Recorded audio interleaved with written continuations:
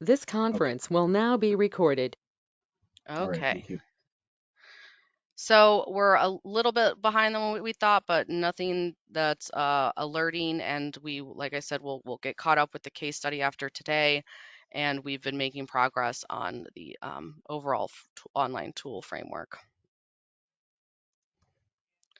Quick update on the AVL data since last round when we originally uh, investigated and started gathering this data. We didn't have that many states that responded, but we got a lot more after the reminder email and the last check-in, and it just continued to affirm what we had thought, where everyone typically has the data fields that we need for this tool.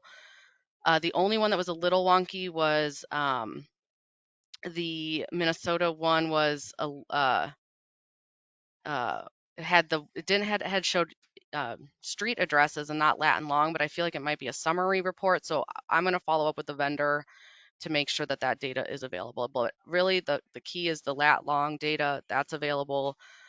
Things like salt on and off, which we'll get into when we get into the variables, is kind of ideal but not required. And a lot of the vendors do have those data fields, but some of them might have been, doesn't mean that they're all hooked up.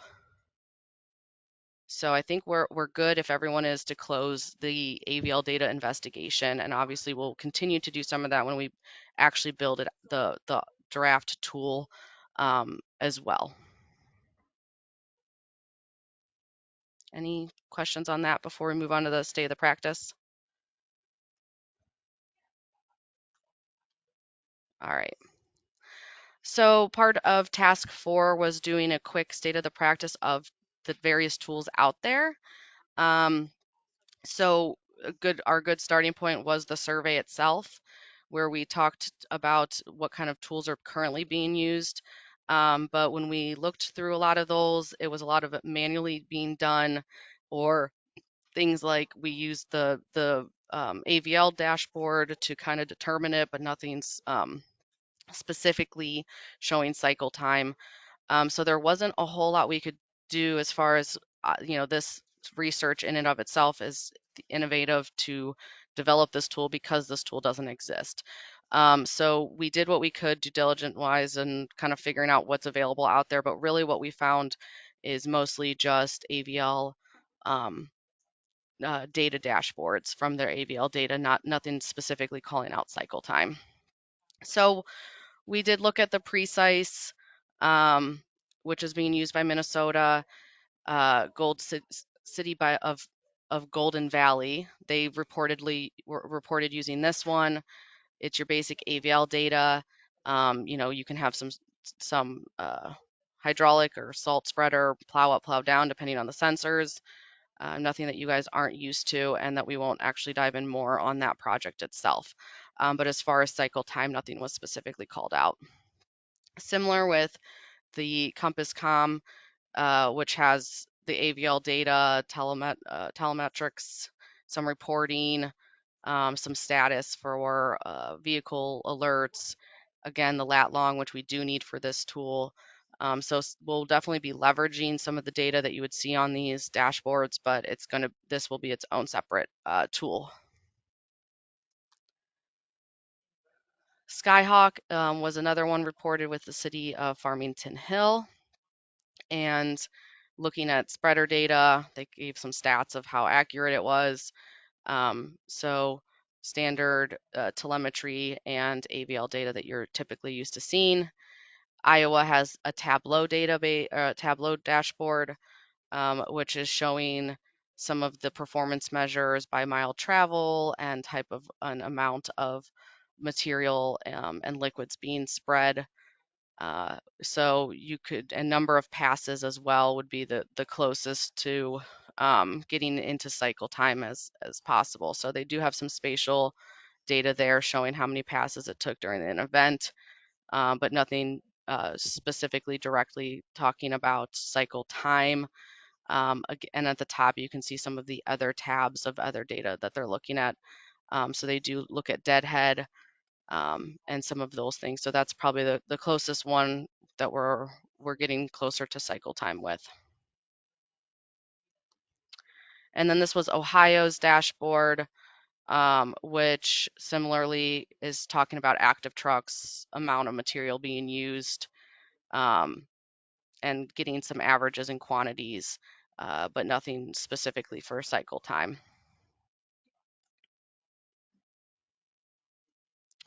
All right, we'll get into the main deliverable for this check-in, which is the variables and methodology. So let me grab the memo and we can walk through this and then we can start getting your input. So if you haven't had time to, we'll go through the main part, but if feel free to go through this in more detail after this call and provide feedback. So looking at the variables, we have our latitude, longitude, which we need, and the source of that would be the AVL, the truck AVL, and the format that's desired is decimal degree. So within the framework, if everything I've seen from the AVL data has been in decimal degrees, minus the one exception we mentioned. So in theory, if it doesn't come in that way, there'll have to be some conversions to a decimal degree for the lat and long. Similarly with the date and timestamp, so there could be various setups for that, but we definitely want to make sure that we look at um, the timestamp from the AVL in month, date, year, hour, minutes, and then also how many from um, the main datum point. So if you're 4 hours, 5 hours, 6 hours ahead, it'll all be relative to it's one another. So in theory, that should drop off. If they're all 5 hours ahead or 4 hours ahead of GTM, then we're good. But just extra precaution there having that data. Also, an optional data point from the AVL that would be ideal would be kind of your treatment material spreader on off. And or I will add in here, I'm going to make a note of that because I do know from actually talking to Dave over in New Hampshire that there are times where they do only plow. So we'll do and or plow activity. So that would just be a yes, no, and really that's to just help determine if they're patrolling or if they're actually completing a cycle. And also we want to build in towards as a whole for the tool, we need to build in some data points of like, is this an event? Is the event over? And we'll get into that a little bit coming up. The other thing that we will need from the AVL is actual truck identifications. So that can just be a simple text. We will have to merge truck identification number to another database that is going to tell us the capacity of that truck. So if that truck drives through, how much of the lane is getting treated or how much of the road width is getting treated for every pass of that specific truck, since there's different sizes, different plow sizes, tow plows. We want to make sure we account for all of those through a truck database. Any questions on AVL data? Sometimes I go too fast, so I like to pause for questions. Okay. As I mentioned, one thing that will need to be developed if agencies don't already have it is a truck equipment database, basically pulling that truck ID that needs to match up here with the overall capacity of that truck so that we can start doing ratios of how much of the roadway was treated. So this is the capacity or treatment width. And that can be a simple decimal number. So it could be, I only want to account for one lane of treatment per pass, or this one has a wing and the salt spreader, you can kind of open up a little bit. So now we're looking at 1.25 is what we're comfortable with, or 1.5 or 2. So that's the format for that one. The next database would be the actual roadway network or road database. So ideally, you're going to want your segments to be between turnarounds and crossovers.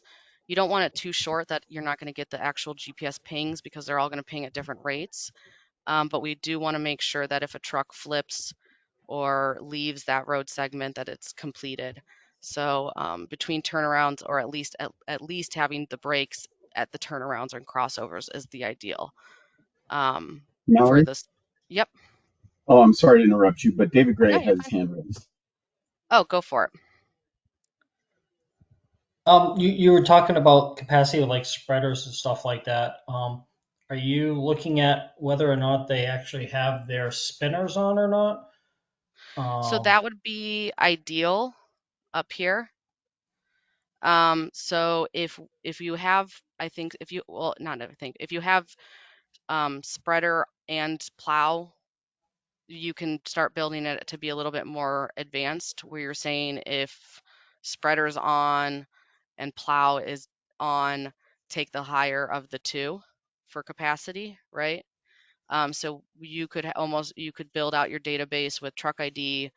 Um, you can do treatment capacity and plow capacity, and then based on whether one or two of them, one or both of them are on, you could take the greater of the two. Well, actually, sorry, let me rephrase that. You would take the lesser of the two, to be conservative. So if you have your spreader capacity, if it's only spreading, you can spread up to maybe a lane and a half. But if you're plowing, you can only plow with a wing like 1.25. You would want to take the 1.25, right? So you want to be conservative, make sure everything gets treated. So it's just going to depend on the available data. So we want to make sure it's usable for all, but also if you have more data, you can make it more advanced and more accurate, right? Does that make sense?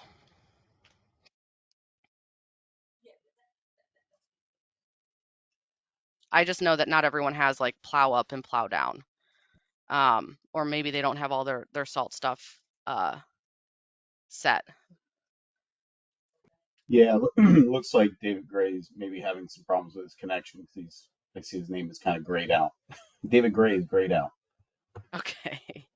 We can keep building on this, and I will definitely add in the variable for, I know I kind of talk about it here with plow activity as another optional, but we can call it out separately and we can kind of, it's a good call to potentially build out this even further with the breakdown of capacity based, or sorry, this one based on what treatment's occurring. If you have that data, you can make it even more so accurate. All right, if he gets back on, feel free to pause me again. So we're on road segments, so that's going to be the start and end points. And again, want to kind of make sure that we account for a truck leaving a segment early, which we can account for if we have segments that break at the turnarounds and crossovers. Next would be the actual snow and ice routes. So in order to be able to drill down to really get an idea of how long did this specific route take you, you want to make sure you assign each road segment to a route. Ideally, we're going to go from where you can look at a segment, but you can also look at the full route. So we want it to be dynamic enough to go down to the segment size, but also to a route size. So I did just throwing in what you're calling that route A, route B, route C, so that you can easily have a filter to say, I just want to see what route A is. And if you want to continue to drill down to the segments within route A, you can, but we want to make sure that we have those predetermined routes as well so that it's easier to do the comparison of how long that route took to the mapped route optimizations or just overall routes and goals. All right, and then within the road segment, you're going to need to have either whether it be like a number of lanes or roadway width. Roadway width will give you a little bit more um, information, but if you'd want to use lanes, you can. We'll just have to make sure that if you want to include cleaning the shoulders or um, the medians, that's either included, or if you want to exclude them because that's just cleanup at the end of the storm, then it's excluded. So you just have to make sure you're considering what you want to call fully treated route versus not for your goals. And then the weather data would be another optional data set to bring in. So if you have RWIS data or third-party data or National Weather Services, this will help determine where we can start merging cycle time versus storm severity. as well as this can help us with ending us end the start and end of an event, to start seeing at the end of an event how long is it taking to get things cleaned up. So there's a couple things and different performance measures we can pull if we're able to bring in that weather data as well. Anything that we want to talk about with the variables, anything that you think as a whole we're missing, or I obviously don't know everything about everyone's operation, so I want to make sure that we're all on the same page with some of this data, and if there's other variables that you think should be included, or were to, even if they're optional ones. Hi, this is Jamie. Can you hear me? Yep. I just had a quick question about like the segment links, because we're in the process of redoing our snowplow routes currently as a GIS layer and our segment links. So we're building them in 3 to 5 mile kind of increments, and then we Okay. aggregate those into a route. Do you think that's a good approach for this tool? Yeah. I mean, I think it's good, and you don't want it to be too short where you're not getting the pings to know that they actually touch that route. I think like I said, the only thing you have to kind of watch is like if there's a turnaround and your operator decides to take that turnaround. So we'll work on building some higher, end logic to like flag or account for potentially leaving the segment. But ideally the cleanest way would be if they're on that segment and they complete that, they would basically kind of be forced to complete that segment, right? But if they leave halfway through, we'll have to build in some I want to just like safeguards of like, wow, this one's is like where'd they go kind of thing, like it's been so long we haven't seen another ping. So I think it can be done. But when the cleanest way would be to make sure that if there is a break, or that, between every turnaround, there's a new segment, so that if they take that turnaround, we're good. I see. Okay, thank you. Well, this is Kevin. Can you hear me? Yep. All right, awesome. I was having some difficulty. I tried to get in a little earlier and I had to change my microphone around, so I apologize. Um, so one of the things that I'm wondering here, has a cycle been defined? Yes. So a cycle would be just when we defined it for the survey, it's any treatment activity and all lanes get cleaned. So it's all lanes. Like the whole treatment area would be a full cycle. Okay. That every, Okay, cool. Yep. Good So deal. we won't be I able to don't, learn, we wouldn't be able to pinpoint obviously down to which lanes got cleared. So there is always going to be a little bit, like if someone decides to, if it's a heavy event and they're just going to keep hitting the drive lane, we wouldn't be able, it's not a perfect system. We won't be able to tell that they didn't finish it, but as soon as they maybe went through that 3 times and that covered the width of the roadway, then we would have to call that a complete cycle. fair enough. Fair enough. I was looking at this here. It didn't, and I should have known that from the past, but No, we can um, throw the definition up top again. It helps, I'm I sure, just think just that to have I it. think that it'd help just having these variables in front of you to have to know what we're talking about as far as a cycle. Some people may interpret that just as a down and back. One of the other things that I would just suggest in the variable truck slash equipment capacity treatment width, um, maybe change that language to, because it's spelled out pretty well in the purpose, right? It talks about one treatment or two plowing.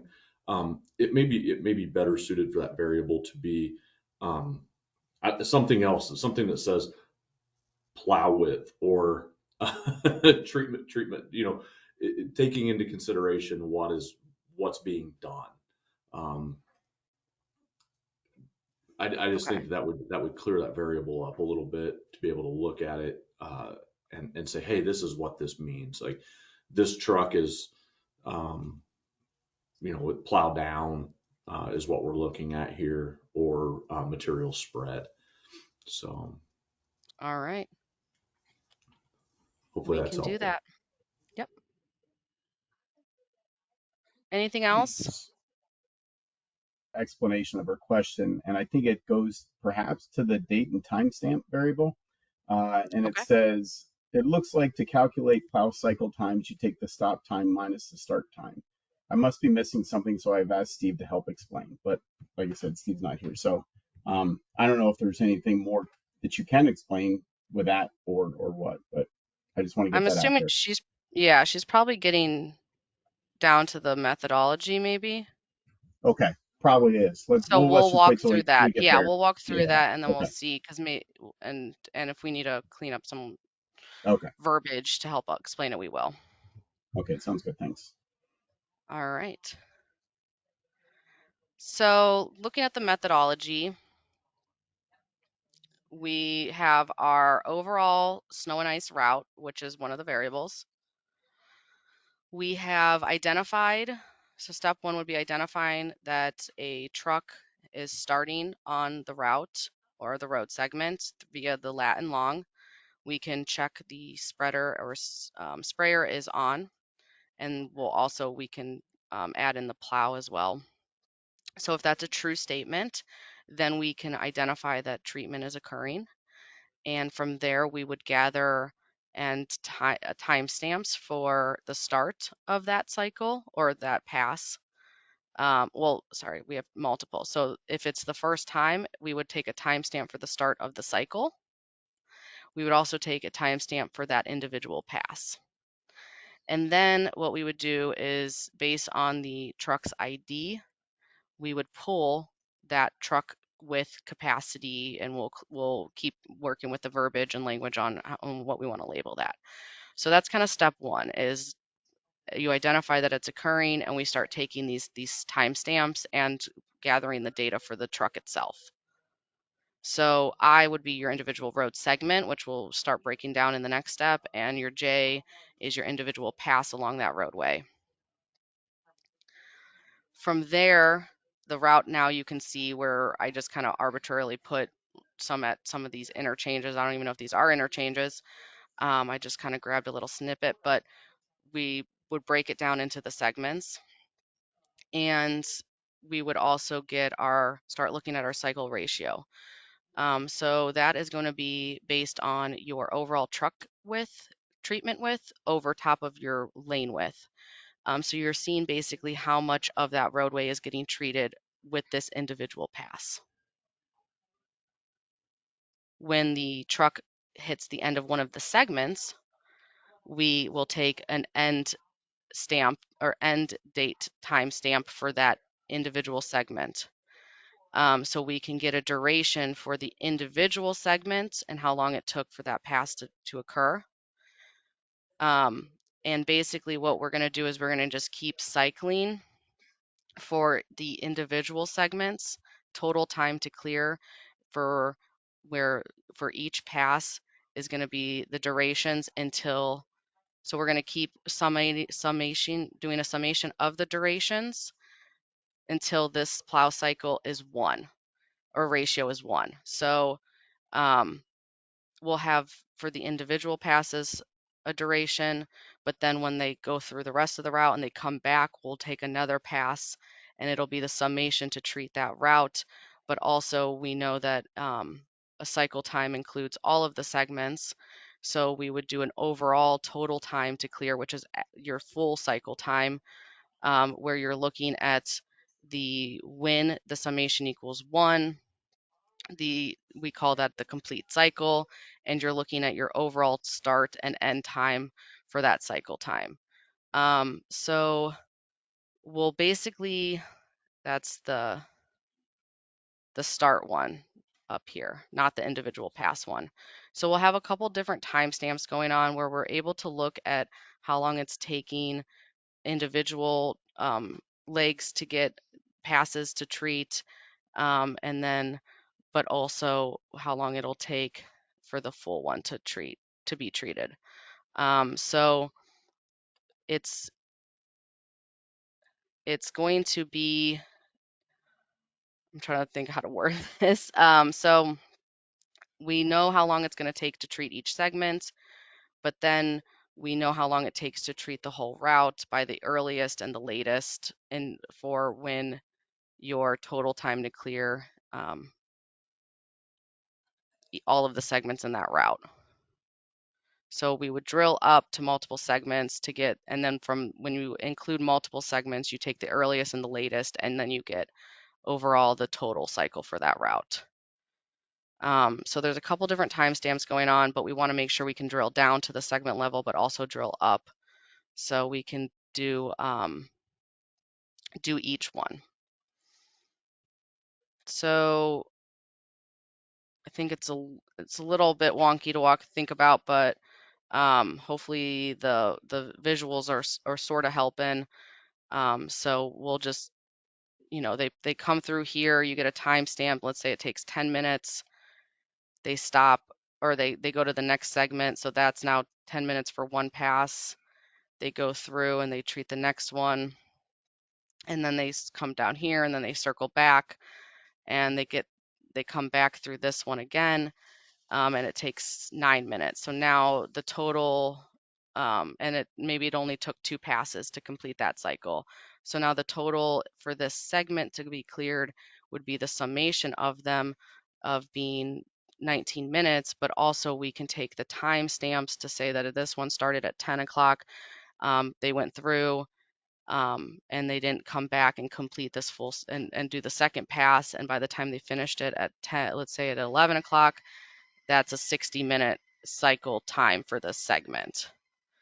So we can look at it both ways with the duration of actual accumulated minutes to treat it, but also we want to look at the totals, the start time and the end time for each segment and overall route, which is going to include time that the truck was not on that segment and treating other routes or other segments on that route. So we want to look at it both ways. So we want to look at the cycle time, which is your timestamps, but also duration, which is just total number of minutes. I'm hoping that was a little bit more clear.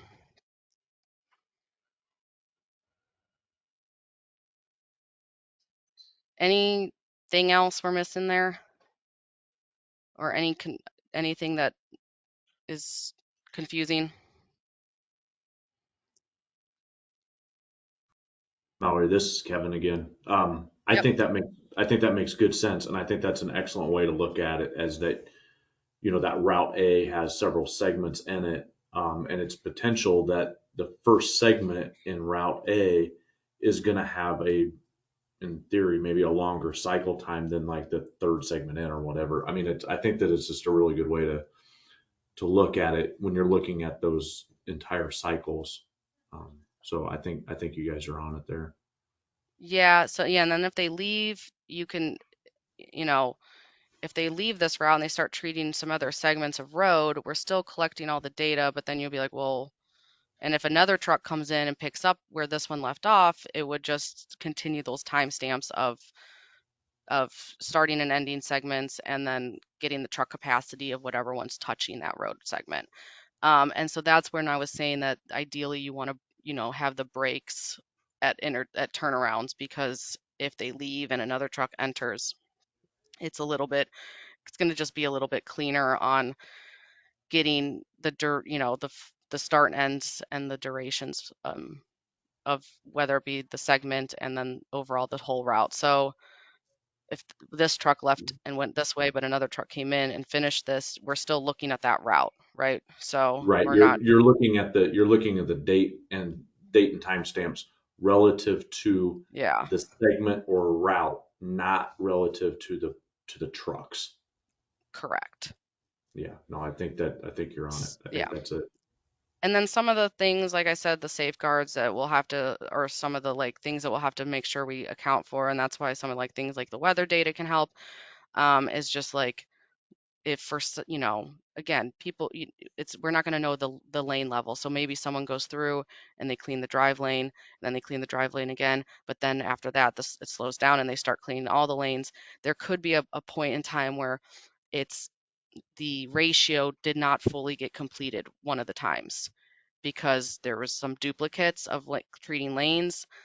So we'll have to come up with some like thoughts, and we can work with you all on that, of just like if then statements of if they're all the trucks are, if 30% of the fleet is now gone, or 50-70% of the fleet is now back at garages, can we call that the end of the event, and we can cut off so that there's not this like long duration. So we can kind of build some if thens, like if this ratio never hits 1, I don't want the clock to keep going, right? So we'll have to come up with that, and then maybe even some things to scrub some of that data at the tail ends of events to make sure that it's not throwing off averages.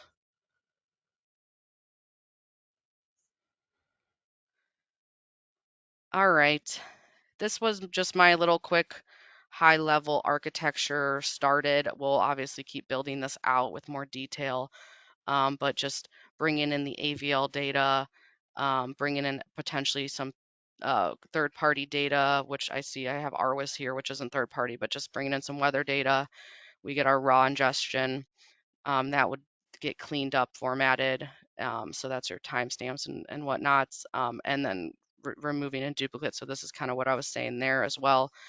We'll have our road segment database, our equipment and truck database, which will help feed into when the truck is treating the roadways, with our business rules to feed into it, and the start and end time of each individual pass of segments. So actually, maybe we want to add in another cleanup step here. We can start looking at some machine learning and some AI potentially as an option to enhance the tool in the future, maybe even, but we can talk about that in our framework. I'm not saying that the draft tool will have all this, but that stuff can be discussed in the framework of ways that now it's starting to collect all this data. Is there a way for them to start estimating cycle time to completion and projecting that information and getting more and more accurate as it goes? And that would, I think, also play a big key with the weather. So we can start looking at some of those weather components to estimate cycle time completion.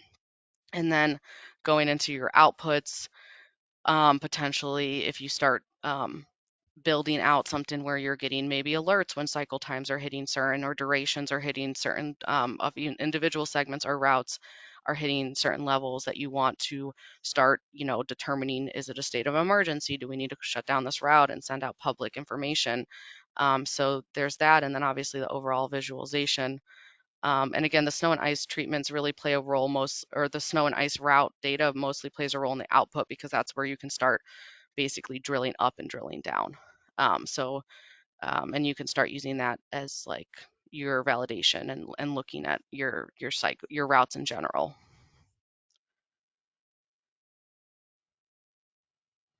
All right. Any questions? And we can talk in a minute about, letting everyone have a second to digest all this. And we can go from there to, setting a date to finalize this, but also like get comments back, address comments, and do that process.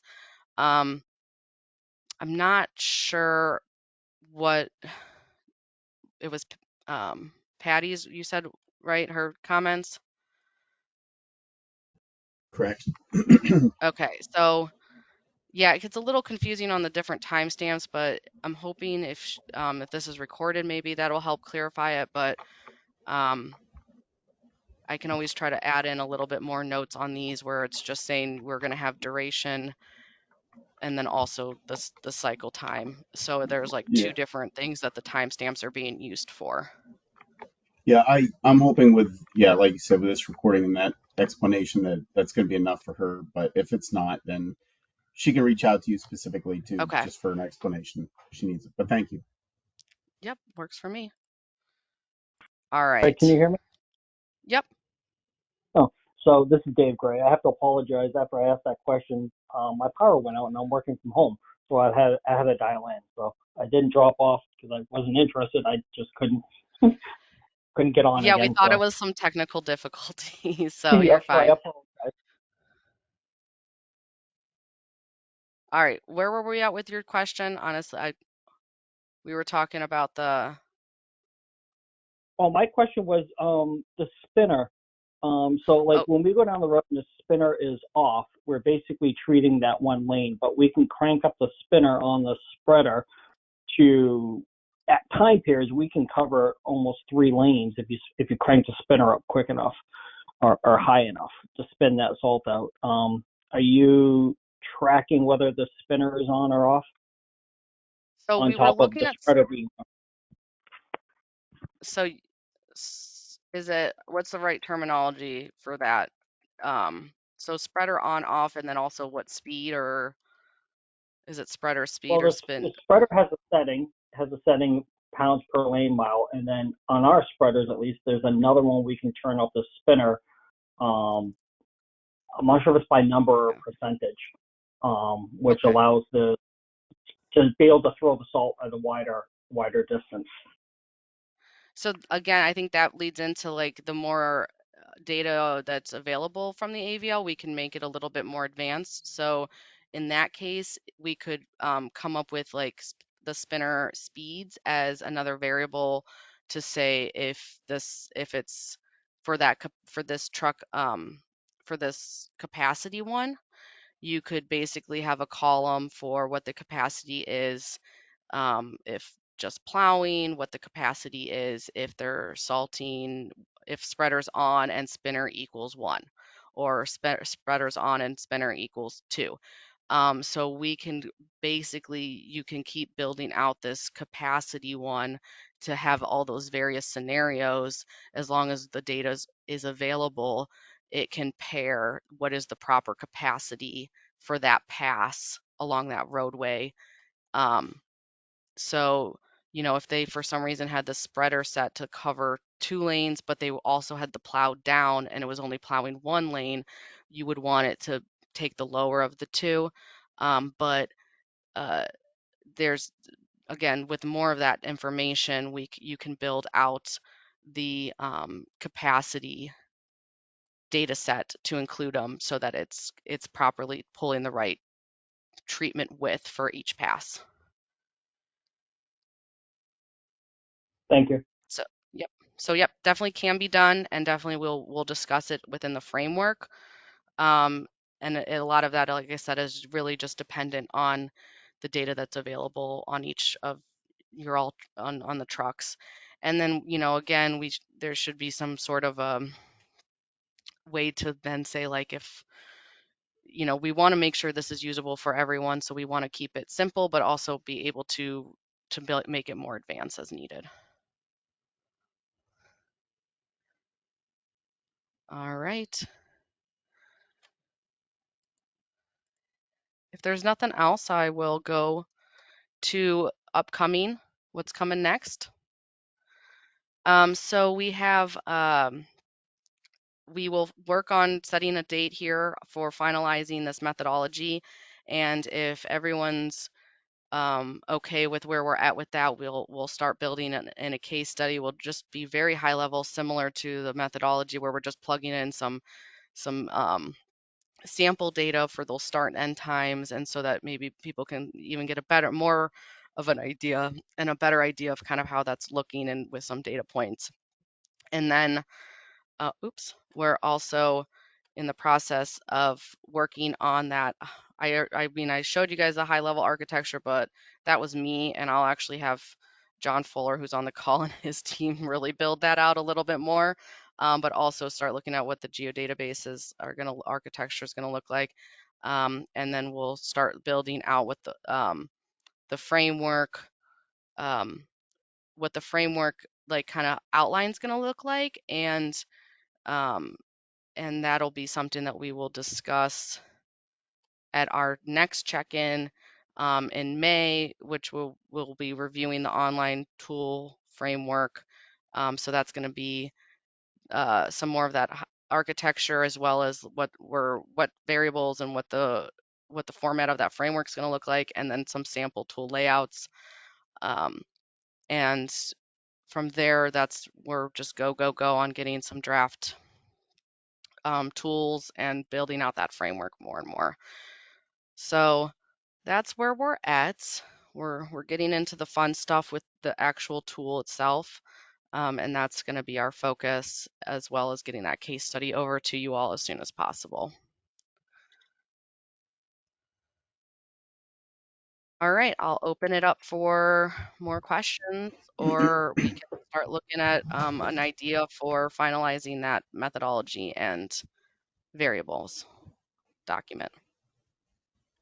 So what I'd like to do is give the folks that weren't online here today just a little extra time to provide any comments they may have, especially Patty and Steve, as they did have something identified. Just make sure they're clear on that. The case study, what was the timeline for that case study as part of this methodology? So originally we had it being variable list and then the methodology and case study together for finalizing it in February.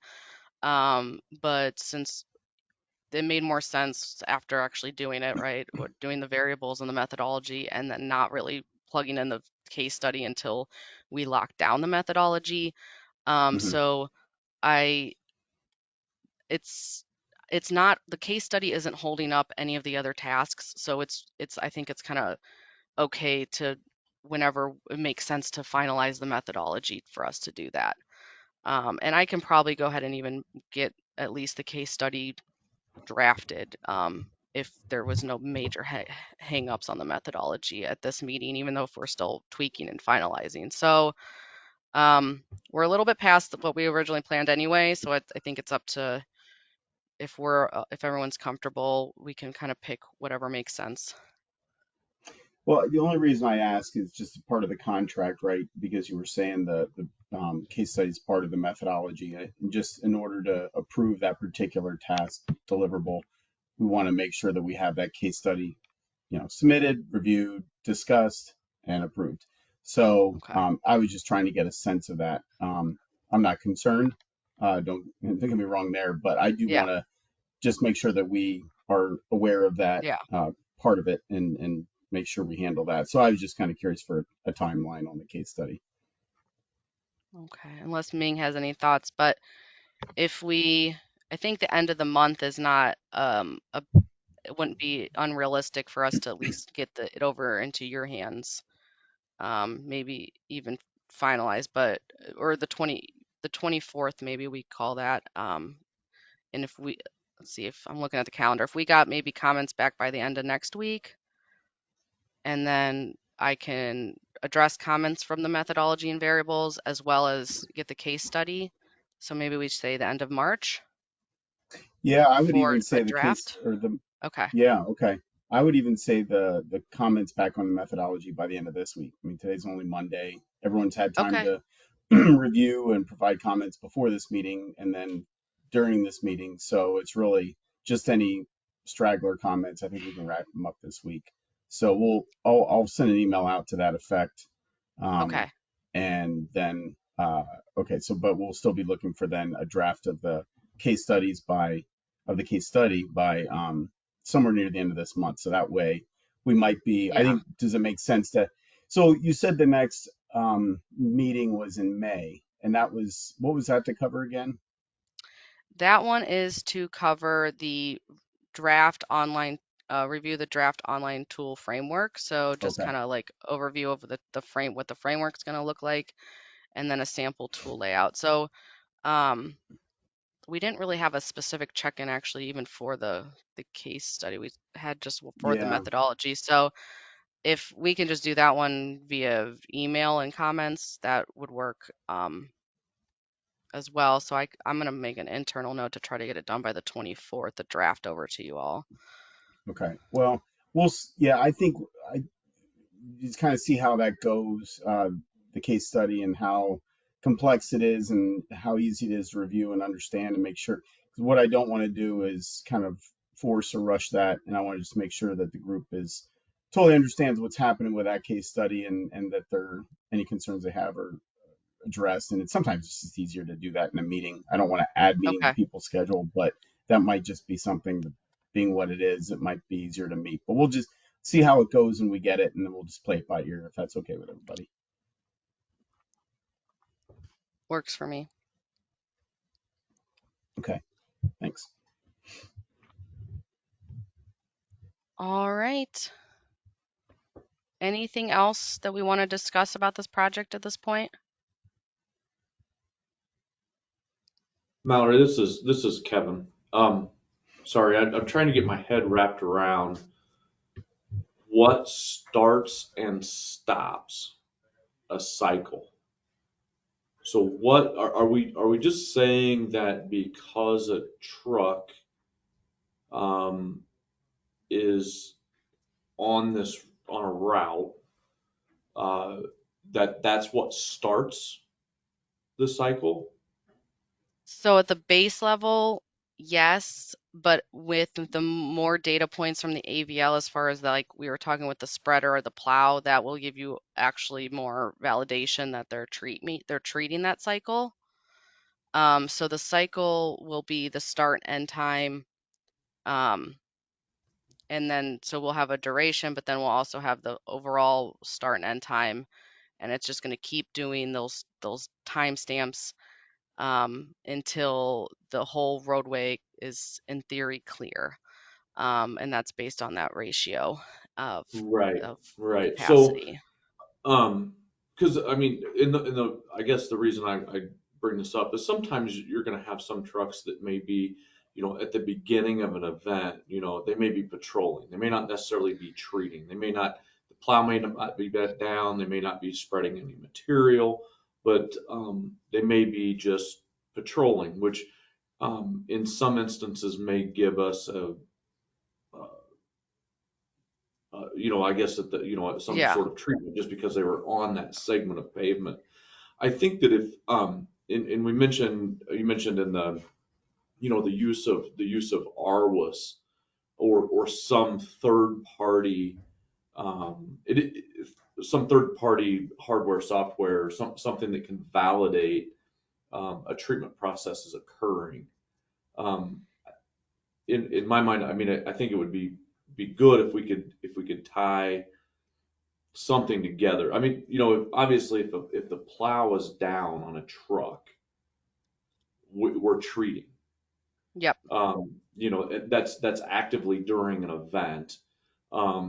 If a spreader is on and applying, a liquid to the roadway, we know that they're anti-icing prior to an event, or that they're actually treating the roadway during an event.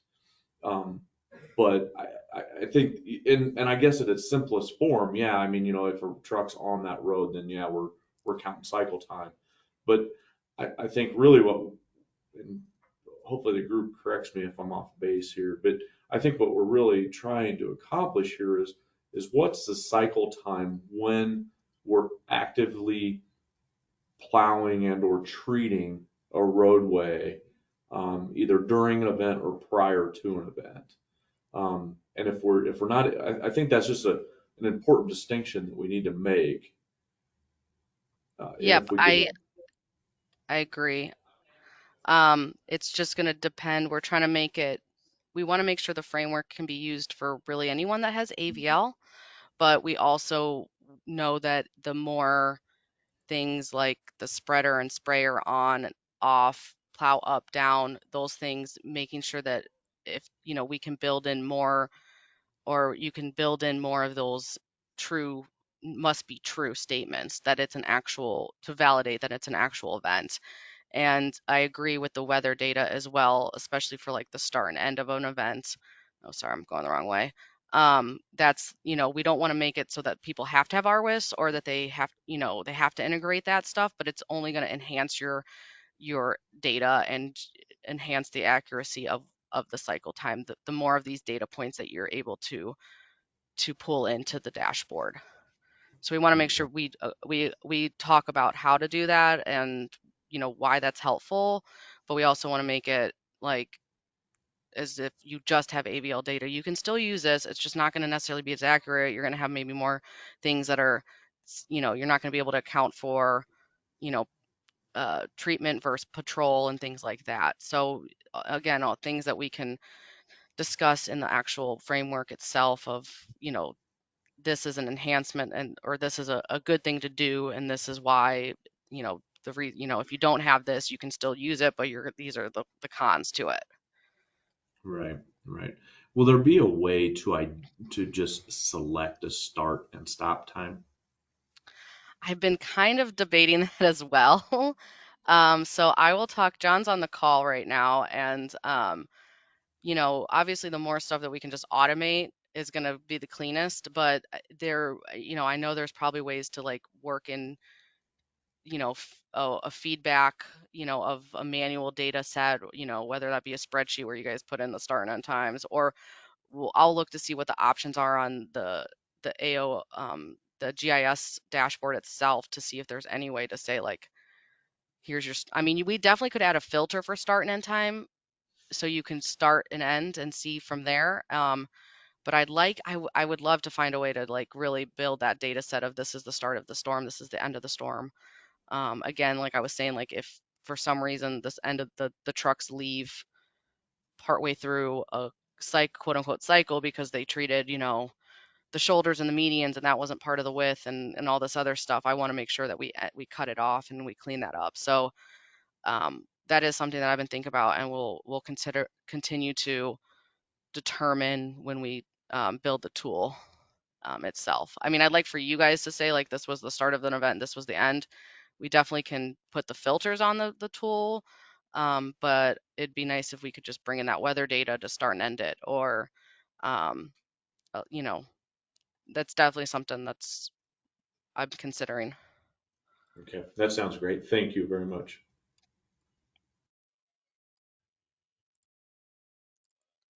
All right. All right, does anybody else have anything for the research team? Where's all my windows? I'm like missing everything.